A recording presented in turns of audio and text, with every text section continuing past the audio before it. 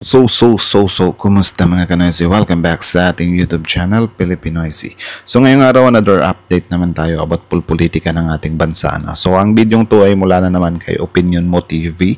So meron itong pamagat na hala, ito na pala ang katapusan ng mga Duterte. Ang huling alas ni Trillanes laban kay Duterte. So, yun yung panonorin natin ngayon, man. Bibigyan natin to ng reaction na. So, bago natin simulan, Opinion Mo TV, supportahan nyo yan. Tapos, syempre, kung trip nyo ng mga ganitong reaction video, may kasama kayo manood, huwag nyo na rin kalimutang supportahan yung YouTube channel natin, Pilipinoisy. So, mga kanoisy, hindi na natin to patatagalin pa. Simulan na natin, baka agawin pa ng China. Again, na pamagat ng video ito, hala, ito na pala ang katapusan ng mga Duterte. Ang huling alas ni Trillanes laban kay Duterte. So again, Opinion Mo TV, Pilipinoisy, like, comment, share, subscribe. Start. Binatikos mga idol ni dating Senador Antonio Trillanes. Start 0. Muli na namang binatikos mga idol ni dating Senador Antonio Trillanes IV ang giyera ng Administrasyong Duterte laban sa droga na tinawag itong isang pagkukunwari at sinadya lamang na magdulot ng takot sa puso ng mga tao na magtatag ng diktatura. At habang if ever mapatunayan to parang ang weird isipin, 'di ba, na sila pa yung may ganang mag-ano-ano sa administrasyon na kesyo bangag-bangag, tapos malaman-laman natin if ever totoo to na sila pala yung, or in-game din pala sila, 'di ba, or isa din pala sila sa naglalaro ng mga ipinagbabawal na droga. If ever mapatunayan lang to, isipin nyo na lang kung gaano tayo nabudol, si Trillanes mga idol noon ay matagal ng kritikal ni dating Pangulong Duterte at sa kanyang kampanya laban sa illegal na droga sa bansa. Sa pagkakataong ito nga mga idol ay dinala niya ang usapin sa international na yugto. At dito nga mga idol ay bilanggit ni Trillanes ang bilang ng mga pagpatay na naganap bilang bahagi ng war on drugs, na ayon pa nga mga idol kay Trillanes ay dapat na interesadong tingnan ng International Criminal Court o ICC ang bilang ng bahagi ng kanilang ito din yung hindi nila na-anticipate kasi syempre, tayo naman dati na nating alam na parati ng pinaparinggan ni former Senator Trillanes itong mga Duterte about yan sa ICC na yan, pero wala hindi nila sineryoso, masyado nilang minaliit 'di ba? Ayan, nagulat na lang sila, nando na sa dahig yung amo nila. Preliminary file na investigasyon laban kay Duterte. At sa pagkakataon nga na ito mga idol ay ating muling mapapakinggan ang isang revelasyon nga mga idol ni Trillanes patungkol nga mga idol sa gawain ng Administrasyong Duterte noong kanilang panahon, na kung saan nga mga idol ay muling isiniwalat ni dating Senador Antonio Trillanes ang kanyang mga nalalaman nga mga idol patungkol sa mga gawain ni Duterte. At ang lahat ng ito mga idol ay bibigyan natin ng reaksyon at opinyon dito lamang sa Opinion Mo TV. Opinion Mo TV. Subscribe nyo rin yan, Opinion Mo TV, para original video link in the description box below. Subscribe. Minsan talaga mga idol sa buhay ng tao at dito sa mundo ay mahirap paniwalaan ang katotohanan. At kahit harap-harapan na nga mga idol na nakikita ng ating mga dalawang mata ang mga buong pangyayari at katotohanan, ay hindi pa rin natin ito pinaniniwalaan dahil tayo ay mas... Actually, yung mga DDS umabot na sila sa punto na pinapaniwalaan na nila. It's just wala, nagbulag-bulagan lang sila. Diba, mantakin nyo yung sa impeachment, sasabihin lang nila, naman, 125 million lang naman yan. Billion naman sa iba. Tapos mayroon pang isang nag-comment dito na sinabi naman na if ever totoo na kasali sila sa mga drug lords or whatsoever, naman, at least marami silang nagawa na maganda sa bansa. Diba, bulag-bulagan to the fullest. Naniniwala sa ating mga iniidolo, lalo na sa mga politiko. At ito nga mga idol ang nangyari noong panahon ni Duterte, na kung saan nga mga idol ay kahit kaliwat kanan na nga mga idol ang mga nagaganap at nangyayaring patayan sa ating bansang Pilipinas, ay marami pa rin ang sa kanya ay naniniwala at nagtitiwala. Dahil hindi basta-basta nga mga idol ang taong ito na si dating Pangulong Duterte na magaling magpaikot ng mga tao. At kung ikaw ay mahina-hina ang iyong kukuti at madali kang makuha sa konting drama ni Duterte, ay marahil nga mga idol ay ikaw ay isa sa kanyang mga nabiktima. Kaya mga DDS lang siguro yung mga nabiktima dyan, diba? So kita nyo naman kung paano sila nabudol, diba? na dati sobrang baba ng rating nila VP Sara kasi about nga dun sa impeachment, di ba? Tapos ngayon na nasa dahig na si FPRD, wala, biglang tumaas yung ratings nila. Alam niyo yung ganun na parang, men, ang bilis na makalimot ng taong bayan, ha? Naman sa pagkakataon na ito mga idol ay ating muling mapapakinggan ang buong katotohanan nga mga idol, na kung saan nga mga idol ay maraming Pilipino ang hindi naniniwala sa mga sinasabi ni dating Senador Antonio Trillanes, at sinasabihan pa nga ito nga mga idol na wala nang ibang ginawa kundi mambatikos. Subalit ang ginagawa nga mga idol ni dating Senador Trillanes, Actually, okay lang naman mambatikos kung tama or may basihan, 'di ba?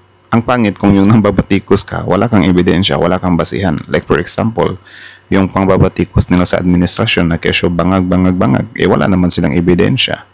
'Di ba? Di fake lang. ay hindi para sa kanyang sarili at hindi para sa kanyang pamilya, kundi para sa Pilipinas at sa sambayanang Pilipino. Kaya naman buksan ang iyong isipan, buksan ang iyong pandinig at buksan ang iyong pangunawa upang lubos mong maunawaan nga mga idol ang ibig sabihin sa lahat ng mga sinasabi ni Trillanes. Halina at sabay-sabay natin siyang pakinggan. Alam ko na marami sa inyo ang hindi ako gusto. Bakit tayo magpapagtuto sa kanya? Mas kita. Anong po ang pinagsasabi mo? Alam ko na sa tingin ng iba, ako ang sumira sa isang tao na minahal. Sampaling ko siya sa publiko. Isang pinuno na binigyan ninyo ng tiwala. I am now your enemy. Actually, men, yung word na yung mga DDS pinagbibintangan nila, si former Trillanes na siya yung sumisira daw sa pagkatao ng FPRD. Dapat isipin muna nila na syempre if ever totoo na ginawa ni FPRD yan, 'di ba? Bakit isisisi nila kay Trillanes? Hindi sisisihin nila si FPRD. 'Di ba? Kasi siya yung gumawa niyan kinokorek lang naman siya. Tsaka hindi din naman kasi siya pwedeng hayaan na lang kasi public servant siya, 'di ba? Or dati siyang public servant. Tapos syempre yung kupunan nila, yung team nila nandyan pa kasi. Pwera na lang siguro kung out of the play na si FPRD. Kaso meron pa siyang anak. 'Di ba? Meron pa siyang mga senador. So patuloy pa rin. 'Di ba? Kaya hindi ako narito para makipagtalo. Hindi ako narito para ipilit ang sarili ko sa inyo. Narito ako dahil sa bayan.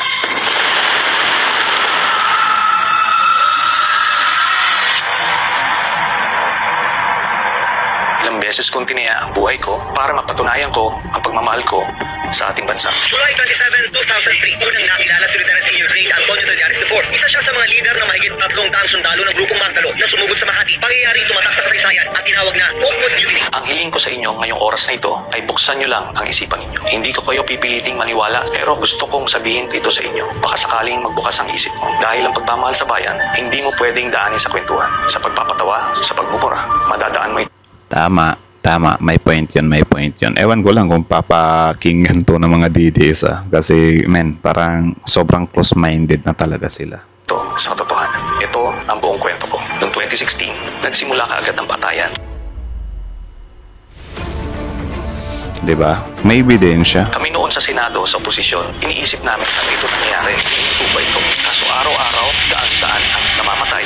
Sa mga revelasyon na ito mga idol ni dating Senador Antonio Trillanes ay maaari siyang kasuhan nga mga idol ng mga Duterte kung sakaling ang siya ay nagsisinungaling at hindi nagsabi ng totoo, at ang tanging ginagawa lamang niya kung sakali ay pawang paninira lamang sa mga Duterte. Subalit kung ito nga mga idol ay katotohanan at mayroong basihan, ay sana ay tuluyan na magkaroon ng hustisya ang lahat ng mga nabiktima. Pinagkaiba kasi ni Trillanes sa iba is meron siyang ebidensya. Sobrang kapal ng ebidensya niya. Hindi gaya ng ebidensya ni Manny Pacquiao, 'di ba, na sobrang kapal, hindi naman totoo. Yung ebidensya ni FPRD na sobrang kapal, hindi naman totoo. 'Di ba? Alam niyo yung ganun. Alarma kami dahil bilang miyembro ng Senado, ang katungkulan namin ay pumuna ng mga kamaian na nakikita natin sa ating lipunan. Naghain kami ng resolusyon, hindi po ito panggugulo. Ito po ay isang checks and balance ng ating sistema na para siguraduhin na walang maglalabis ng poder sa iba't ibang sangay ng gobyerno. Si Sergeant Arturo Las Cañas, isa sa mga leader ng Davao Death Squad, nagmamatigas noon at dinidinay niya lahat ng mga paratang sa kanya. Namatay din ito sa Davao City. Your Honor, Grabe, pulis pala to. Naka-uniforme pa siya.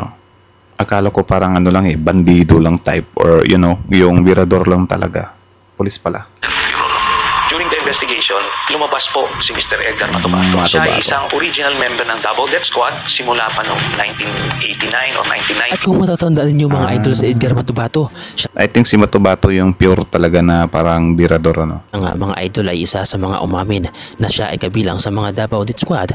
Subalit siya nga mga idol ay hindi pininiwalaan at pinagtawanan pa nga siya noon dahil ayon nga mga idol sa dating Pangulo na si Duterte, ang mga sinasabi di umano ni Edgar Matubato ay walang katotohanan at pawang kasinungalingan. Subalit ang hindi alam Actually, isa din ako sa tumatawa talaga dati kay Matubato. 'Di ba? Kasi parang, correct me if I'm wrong na lang ha. Yung sinabi niya kasi dati, kasali siya sa Davao Death Squad tapos wala pa siyang natsugi. Something like that yung naririnig ko dati. Correct me if I'm wrong na lang. Basta something like that. 'Di ba? Na parang, grabe, isa din ako sa tumawa kasi, birador ka tapos wala ka pang natumba. Something like that pa. So, kaya parang para sa akin dati, nagsisinungaling lang to. Diba? Kasi syempre, parang binanat-banatan din si Matubato ng ng kampo nila FPRD dati. So, yun.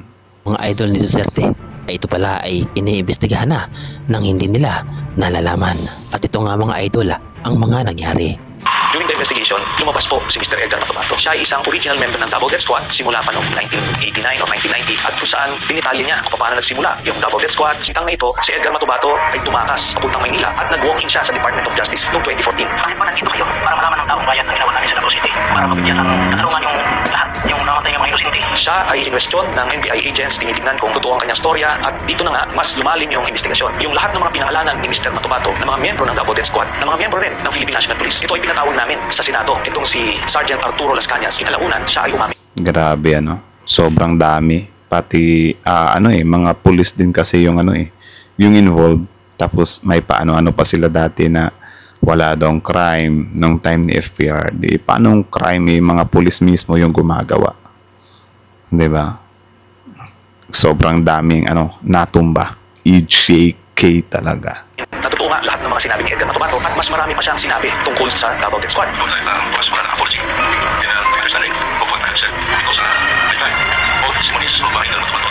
At lingid nga mga idol sa mga Duterte at sa mga hindi naniniwala kay Trillanes ay wala silang kaalam-alam mga idol na si Arturo Las Cañas pala at si Edgar Matubato ay witness na nga mga idol sa ICC na kung saan nga mga idol ay pinaniwalaan ito dahil sa matinding mga revelasyon ng dalawang ito. Well, yung pagpunta naman ni Matubato at Las Cañas sa ICC, parang hindi pa naman talaga natin siya mako-confirm or na 100% totoo talaga yun kasi ongoing pa nga yung trial. So, kung ano man yung maging resulta dyan, 'di ba? Yun na lang talaga yung paniniwalaan natin or yun na yung or doon na tayo huhusga talaga. 'Di ba? If ever ma-convict si FPRD, wala tayong magagawa. Malakas yung ebidensya kontra sa kanya Talaga nag-organisa ng Double Death Squad under Mayor Rodrigo Duterte at ang mga sinalaysay nila Edgar Matubato at Arturo Las Cañas ang mga naging basihan ng unang communication na naisampa sa International Criminal Court. Ito ay nung panahon na naging membro tayo ng ICC noong November of 2011 hanggang March of 2019. Si Arturo Las Cañas, masasabi ko na meron siyang photographic memory Kaya nung siya ay in-interview na ng ICC investigators, isang linggo siyang na-cross-examine. Sinubukan talaga balibalik rin yung kanyang testimonya pero pare-parehas ang lumabas ng mga detalye. Ilang mga specific cases ng murder ang isinama niya sa kanyang 186-page affidavit. 'Di ba? Sobrang bigat. Tapos matatandaan ko doon sa vlog niya Sir Christian Esguerra, may sinabi din si Las Cañas doon na some kind involved si VP Sara. Diyos ko day. Nung mayor pa ata si VP Sara ng Davao.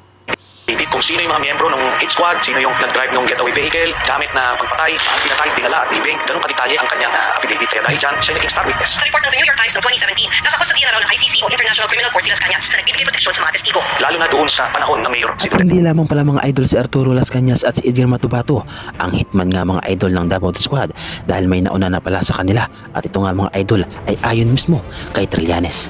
Ngayon ko lang po sasabihin, meron pa pong isang hitman na nauna nang nagpunta sa ICC ng Witness Protection Program nila. Parehas ang sinabi nila. Kaya solid ang ebidensya po doon ng kaso ni Duterte. Noong presidente na si Duterte, Solid ang kaso ni FPRD. Diyos ko day. Hohoy. sinasabi ni Las Cañas, ando doon siya nung binuo yung transition from the Davao Death Squad to the National Death Squad. Yung template sa Davao, kung paano nila ginawa, ganun din ang gagawin. Meron silang reward system para mainganyong patay itong mga members ng Davao Death Squad. Bawat ulo, may presyo. Small targets, 5,000, 10,000. Pagka malalaking mga targets, meron 50,000, 100,000 hanggang 300,000 doon sa isang. Ang kaso lang, sobrang konti lang yung mga big targets talaga. Kasi, you know, if ever totoo nga to, kaibigan mismo, 'di ba? Yung mga Michael Yang, yung mga Charlie Tan or whatsoever, 'di ba? Connected sa Pangulo. My God. Napatay nila. Binibigyan sila ng picture, binibigyan sila ng address, binibigyan sila ng target, tapos pinupunta nila at ina-assume nila Matubato at Las Cañas na kung ano sinabi sa kanila ay ito ay pusher or drug addict. Sa totoo lang, hindi nila alam kung ano yung sinusubo sa kanila. Nung binuo sila, ito ay paniniwala nila na sila ay nakakatulong sa lipunan, nanglilinis Hindi ko alam kung bakit naka-blur to ha. Baka siguro nag-yellow yung video na to.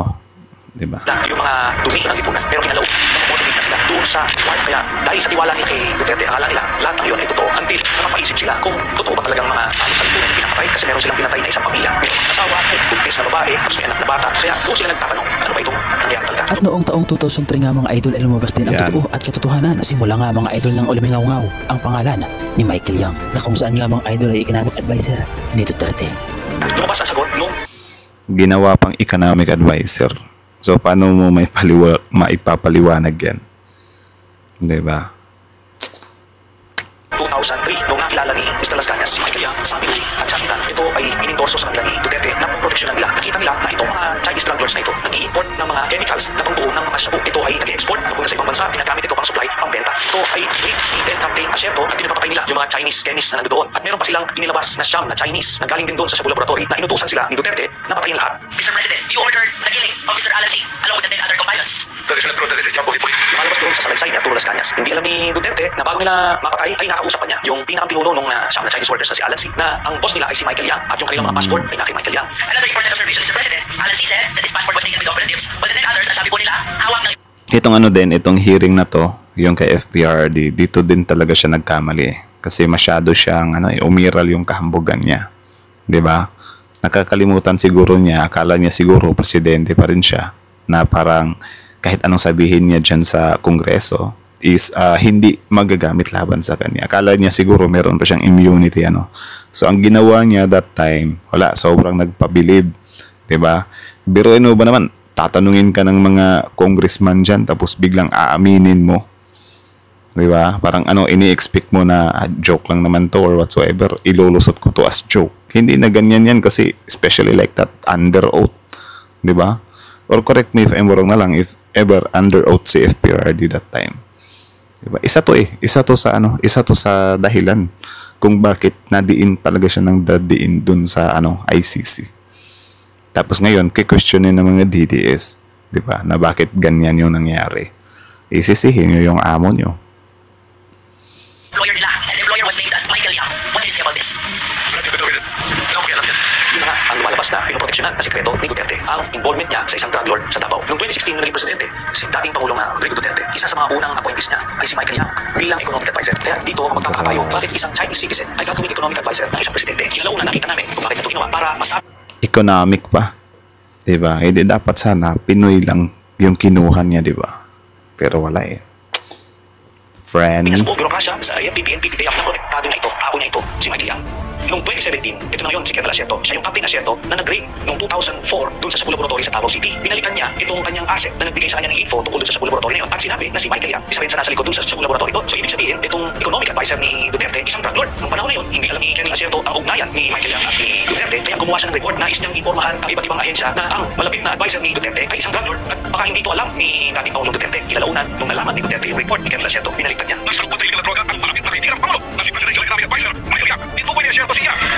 Grabe Parang yung time pala na yun, si Asierto is unaware siya.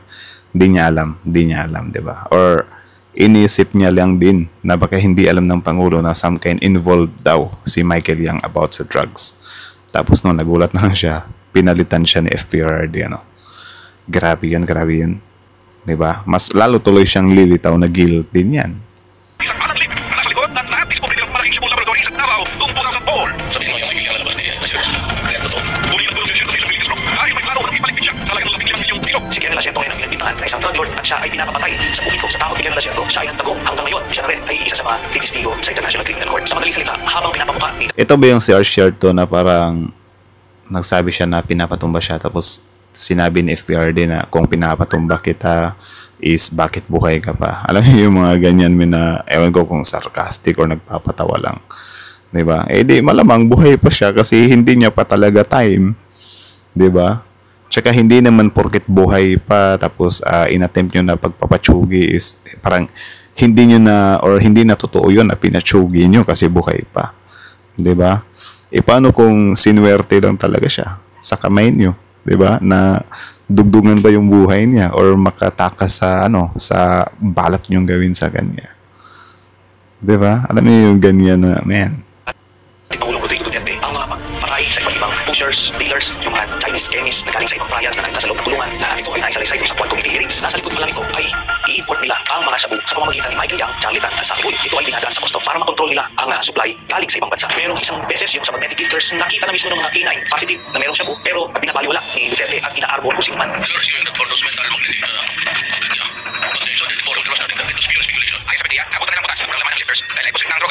Kaya ni isang drug lord ay walang nakasuhan doon sa mga tunay-tunay na import na shabu ang nagpapasilig. Diba? Ni isang drug lord walang nakasuhan. Tapos itatanggi pa nila na hindi ito war to the poor. 'Di ba? Na hindi daw mga mahihirap yung target lang. 'Di ba? Ganyan sobrang laki ng nadekwat nila diyan tapos parang wala lang. Lahat, una-una si Pulong Duterte, ang kanyang son-in-law na si Maris Carpio, ang Customs Commissioner ni Colonel Faridon at iba pang mga personalidad na nakadikit kay Duterte mismo. Anong nangyari ngayon? Ang mga hindi kasama doon sa kanyang sindikato, ito yung pinapatay. Kaya akala ng mga kababayan natin na talagang may nangyayaring patayan ng mga sa illegal drugs. At dito nga Grabe if ever totoo yan men, ang saklap na parang sinabi ni Trillanes dito na yung mga hindi nila kasama or whatsoever kasi syempre yung drugs na yan is business yan malawakang business yan 'di ba? So para sinasabi ni Trillanes dito na yung mga hindi daw nila kagrupo or whatsoever pinagtsuchugi. Syempre, totoo talaga na mga involved sa drugs din yun kasi pinagtsuchugi, mga kalaban daw pala. 'Di ba? Yan yung sabi ni Trillanes dito. Men, kung iisipin mo parang pinuntahan nga lang tayo, 'di ba? Tingnan or panoorin nyo nga yung movie na Queen of the South. Ano din siya, yung politician, siya, si Vargas, Epifanio Vargas, siya, governor, tapos yung asawa niya is some kind involved sa drugs, tapos itong si Epifanio din, yung governor, involved din siya sa drugs, so parang tumakbo lang siya sa politics para syempre, easy yung easy yung mga transactions niya. Ngayon, itong si governor, tapos yung asawa niya is nagkaroon ng hindi pagkakaunawaan. Alam niyo kung anong ginawa ni governor kasi parang tinanggal siya ng asawa 'di ba? Tinanggal siya ng asawa sa game nila, sa grupo nila. Ang ginawa ng governor, wala, pinagchuchugi niya lahat ng mga rivals niya sa drugs para siya lang yung makakapag-transact sa lugar nila. So something like that ba? If ever totoo 'tong mga sinabi ni Trillanes dito, parang naging kagaya doon sa yung sa movie ng Queen of the South. Grabe. mga idol na patunayan na ang war on drugs ni Duterte ay hindi totoo at panlihis lamang mga idol ang ginawang patayan upang mapagtakpan ang kanilang totoong motibo. At dito rin nga mga idol na diskubre na mga bank accounts ng mga Duterte ay milyones ang pumapasok. Ang mga ito nga mga idol ay nanggaling di umano sa mga maanomalya at sa mga illegal na gawain ng pamilyang Duterte. Hindi totoo ang war on drugs. Ito ay ginawa lang ni Duterte para panglihis sa intensyon niya na i-monopolize or i-control ang drug trade dito sa bansa. Kung may totoo lang maski isa, I will hang myself in front of you. You can assume I will sign a waiver. Full banks. Will the former president be okay if we draft the waiver now instead of tomorrow when you may find that Mr. President? Anong gagawin, sir? Isang balik ko sa publiko. Diba? Tsaka hindi naman porket sinabi ni FPRRD na parang I will hang myself is totoo na yun. So ito yun paro. Meron siyang 5 seasons. Queen of the South. Tingnan nyo rin to. About din to sa mga drugs na yan. Tapos kung paano nila pinapatakbo yung negosyo nila. 'Di ba? Sa tulong ng politician. Tapos businessman, drug lords or whatsoever. Kumbaga, may possibilities din talaga yung mga sinasabi ni Trillanes dito na parang tinatanggal lang yung mga kalaban, something like that. Diyos ko dahil. Isa sa na-discover namin ng mga impormasyon, ito ay nabigay sa akin noong 2016 ang bank accounts ni Duterte at ng kanyang pamilya. At ang ilalang ito ay nakakagulat at nakita namin na daan-daang milyon ang pumapasok sa mga accounts ni Duterte. Joint account si Sara Duterte at si Pangulong Duterte. Every 6 months may pumapasok na dividendo galing kay Sammy Uy papunta sa accounts ni Duterte, ni Sara, Baste, Pangulong at Hamlet. Lahat ito tumototal ng 40 to 55 million every 6 months. Buong pamilya ng Duterte Sana all 40 to 55 million. Grabe. Sana all. Pengi naman ako niyan. ay kumikita sa illegal drugs. At ayon pa nga mga idol kay Trillanes, ang mga perang ito nga mga idol ay posibleng lumabas dahil nga mga idol sa magaganap na impeachment kay Bibi Sara Duterte. Dahil sa impeachment case ni Sara Duterte, ang mga bank accounts na ito ay lalabas at makikita ninyo na si Sammy Uy ay nagbibigay ng pera kay Sara Duterte at buong pamilyang Duterte.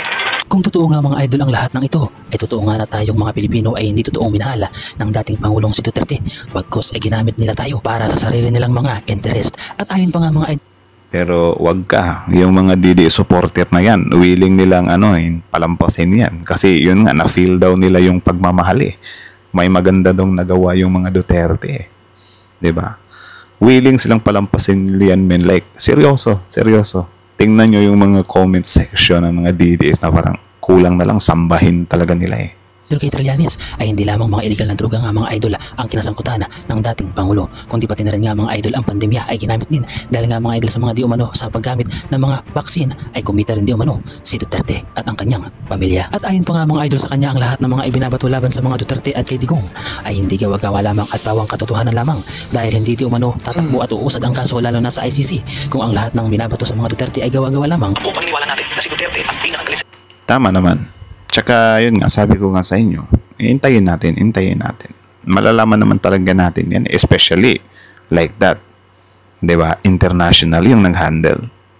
Actually, yung mga DDS na to, dapat nga magpasalamat pa sila eh. Kasi si FPRRD, doon siya sa international hahatulan.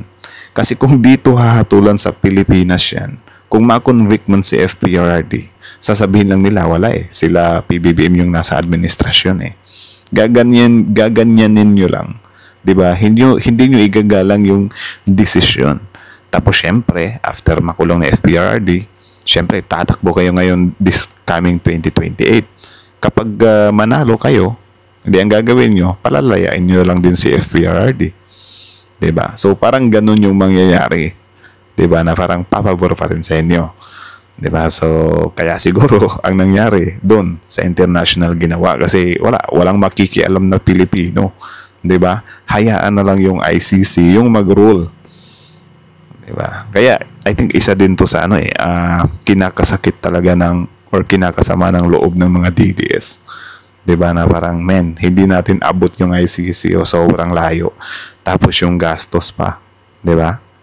illegal na droga. Pero ang katotohanan, siya pala ang may pinakamalaking drug cartel dito sa Pilipinas. Ito pong mga impormasyon na to ay nakalap namin. Hindi po ito gawa-gawa. At nakita natin, ito ay nasuportahan ng kaso mismo ng International Criminal Court. Hindi magsisimula ang kaso ng ICC kung yan po ay gawa-gawa lang. Napakagagaling po ng mga investigador dyan. Hindi ka pwedeng gawa-gawa ng kwento dyan. Hindi lang droga ang kinasangkutan ng sindikato ni Duterte. Diba? Napakagaling ng ICC.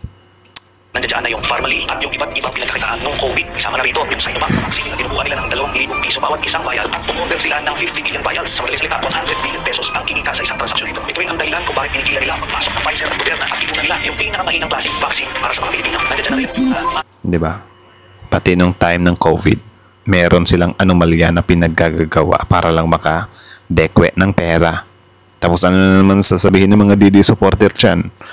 Ang importante, may nagawa daw si FPRRD doon nung time ng pandemic.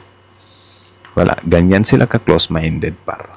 personal protective equipment, yung face shield, yung mga ventilators, yung mga rapid tests, yung mga PCR at iba pa mga gamit doon. Yung inaakala ninyo na natulungan kayo noong panahon ng pandemic. Ang totoo nito ay pinagkakita pa tayo. Ang sindikato ni Duterte rin ang nagpasok ng mga pogo sa Pilipinas. Itong pogo ay naging pugan ng iba't ibang krimen. Human trafficking, cyber pornography, money laundering at iba pa. Yung pogo pa. I think si Harry Roque dyan, madadali siya dyan. Discover na dito sa mga quantum hearings, nalabas yung mga pangalan nila, Alice Lungo at iba pa. Makikita natin dito si Michael Yang ay kasama sa Pharmaly, kasama rin siya sa Pogo at kasama siya sa drug cartel. Sa mga tuwid, ang pinaglikuran ni Duterte ay hindi Pilipino, hindi tayo, kung hindi si Michael Yang ng China. Sa mga Samantala mga idol nilino Chinese pa. Alam naman natin kung gaano kaganyan yung mga Duterte sa China, di ba? Or sa mga Chinese na yan ng teteng. Dito pa sa Pilipinas tumakbo. Sana doon sila sa China tumakbo, di ba? Trillanes na wala nga di umanong kinalaman ang ating presidente na si BBM sa nangyari nga mga idol kay dating Pangulong Duterte dahil nga mga idol noon pa nakakasa ang kaso laban sa kanya at ito nga mga idol ay pinatunayan ni Trillanes. Pero di nila paniniwalaan yan. 'Di ba? Need nilang siraan yung Pangulo. Kasi kung hindi nila sisiraan yung Pangulo, wala paano sila makakaakyat this coming 2028, 'di ba? Kaya ang gagawin nila, sisiraan nila yung Pangulo kahit wala namang basihan. Kahit na lantara naman na si Trillanes talaga, yung some kind dyan sa ICC na yan, 'di ba? Naghatid sa ICC na yan. Pero syempre, ang sisisihin lang nila, yung last move daw is si PBBM. 'Di ba? Sana kung hindi nyo binangag-bangag yung presidente, baka walang last move talaga, 'di ba? Baka nonchalant lang si PBBM diyan, ay bahala kayo diyan. Kayo nang bahalang dumiskarte diyan, 'di ba? Kaso binangag-bangag nyo eh. Akala nyo kasi weak leader. Ayun, nung pinalagan, iyak. Yes. Kaya naman sa lahat ng mga nagdududa dyan na di umano nga mga idol ay mayroong kinalaman ng ating presidente na si BBM sa lahat ng mga nangyayari ay pakinggan ninyo ito. Sa mga nagsasabi na ang lahat ng mga nangyari ito ay isang political na away between Marcos at Duterte, 2017 pa lang ay final ko na ang kaso. Wala pa po sa pwesto si President Marcos. Halos 8 taon na inimbestigahan ito ng ICC. Nabunga lang ito ngayong panahon ng presidente si President Marcos. Hindi po ito pangigipit kay Duterte, kundi isa po itong katunayan na mayroong justisya sa Kung sakali nga mga idol na totoo lahat Wala, hindi nyo pa rin paniniwalaan yan. O, di ba? ng mga sinasabi ni Trillanes ay maaaring siya nga mga idol ay maituturing nating isang bayani dahil kaya niya nga mga idol na itaya ang kanyang buhay para lamang maisalba ang ating bansang Pilipinas at para maisalba din tayong mga Pilipino sa mga taong mapang-abuso. Kaya patuloy ko pa rin, itataya ang buhay ko para sa iyo. Dahil alam ko, puno-puno tayo ng pangarap na gusto natin magbago ang bansa natin. Kaso nga lang walang tumatayo, wala nang ipaglaban at walang totoong nagmamahal. Masakit man tanggapin ang Pilipinas pero binabago tayo. Kaya ako'y paglaban na kahit itaya ko ang buhay ko, hindi ko tatalikuran ang pinangako sa inyo. Sa inyong lahat Grabe yun. nga mga idol na nakakapanood ng video na ito ngayon, ano ang masasabi ninyo mga idol sa reaction video na ito at ano ang masasabi ninyo sa katapangang taglay na ipinapakita ni Trillanes na kaya niyang ialay ang kanyang buhay para lamang ibunyag ang mga anomalya ng nakaraang administrasyon. Kudos, Ano ang kudos. masasabi ninyo mga idol? So, yun lang naman par. So, sa tanong naman ni Opinion Mo TV, syempre, kudos or kahit ako naman siguro, napahanga ako doon sa consistency talaga ni former Senator Trillanes, about nga doon sa sa fight niya against Duterte. Isipin nyo yan, 2017 pa, sobrang tagal na, di ba? Tsaka, mas risky yung pinagkagagawa ni Sen Trillanes dati nung presidente pa si FPRD. Kasi sila yung nasa admin that time eh. Pero hindi niya sinukuan. Ang naisip niyang plano, okay, dalhin kaya natin to sa ICC. Diba? Total, sobrang confident naman sila na hindi nga sila mahuli ng ICC. Especially nung winidraw nila yung membership natin. Ayun, sobrang nag-down sila ng guard. Ayun, naisahan sila ni Trillanes. So ngayon, since nangyari na nga yung hindi inaasahan, ano yung pinagagawa nila? Ibinibintang nila sa Pangulo. Sige, sabihin na natin na meron talagang kinalaman yung Pangulo doon. Siya yung huling, siya yung bumukas ng pintuan ng ICC. Pero hindi nyo rin masisisi yung Pangulo, men. Diba? Nasa sa inyo na yan kung tama man o mali yung ginawa ng Pangulo. Pero consequences yan ng pinaggagawa yung pag-atake sa Pangulo. Diba? Tawag-tawagin nyo ba namang bangag? Tawag-tawagin nyo ba namang weak leader? Diba? Akala nyo siguro walang option kasi syempre sobrang kampante kayo na sinabi nga ng Pangulo dati na walang jurisdiction yung ICC dito. Diba? Which is pinanindigan naman ng Pangulo yun. Diba? Na walang jurisdiction yung ICC Pero paano ba to? Pinipeste na kasi ako ng mga taong to eh. 'Di ba? Grabe na yung nila sa akin, pangbabatikos nila sa akin. Ay wait, meron palang sinabi si Trillanes na pwedeng idaan sa Interpol.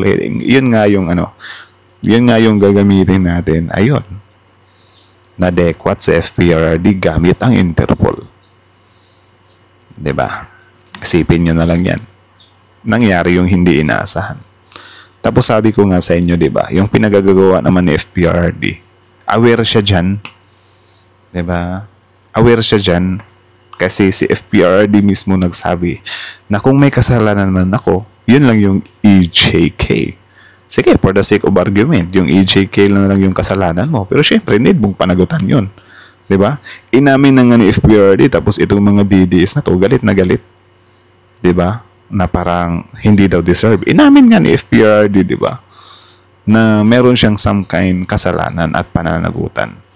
Kaya nga, winidraw niya yung membership natin sa ICC kasi aware din siya na meron din siyang pananagutan after. Diba? Siguro, ewan ko kung sino yung abogado nila or hindi ba nila in-anticipate yan.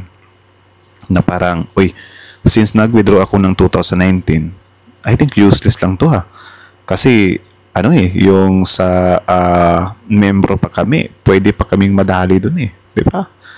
Dapat inisip nila yon. Kaso wala eh. Sobrang grabe yung pagbaba ng guard talaga nila.